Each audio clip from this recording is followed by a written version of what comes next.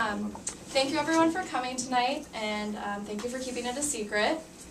I'd like to say a few words about the man who we're all here to celebrate. You know him as a coworker or a friend or a brother or a husband. I'm lucky enough to be the only person to call him my dad and also one of my best friends. I'd like to talk a little bit about why he's such a great person, what growing up with him was like, and some lessons that I learned from my dad.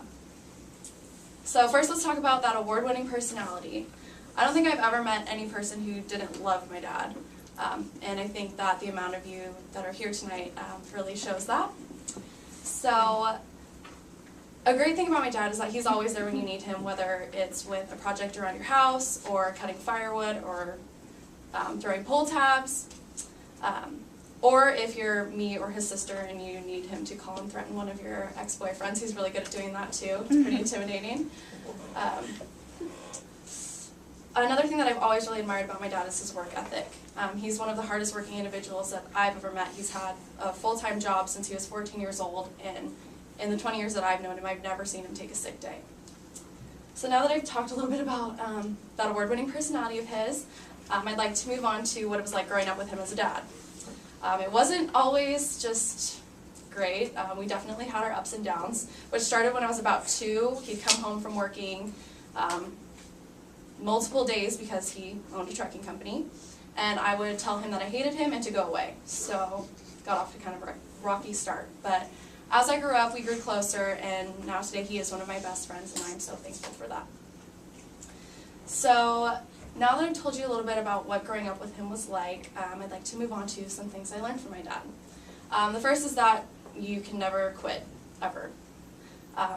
I grew up playing for a lot of really crappy soccer teams because I kind of get suckered into staying with teams because they needed me. And I think there was one season where we literally tied every single game, and that was the most defeating thing ever, probably worse than losing. And I wanted to quit multiple times, and he told me, you know, you can't quit, people are depending on you. And so I really learned the importance of loyalty and sticking with a goal. Another thing I learned from my dad, obviously we're all here having fun tonight, so you all know that my dad is fun to party with. I didn't understand the full capacity of the lesson because I was about 8 years old, but most of you are probably familiar with the term "don't pass out with your shoes on." It was New Year's Eve, and we were getting ready to do fireworks. It wasn't even 11 o'clock yet, and all of a sudden my dad's missing. And we're looking around the house, wondering where we were. We were at a friend's house, and an hour went by, we couldn't find him, so finally we went into the master bedroom, Glenn and Tammy's room, and he was face down on the bed with like his feet dangling off, but he did manage to get his shoes off of his feet, except for one shoe which was dangling off his toe. So at that point I did learn that you can't mess with someone if they have their shoes off. So yeah. So in conclusion, I've shared with you some things about why we love my dad so much, what growing up with him was like, and some lessons that I learned. I hope for another great 50 years with my dad, and thank you all so much for being here.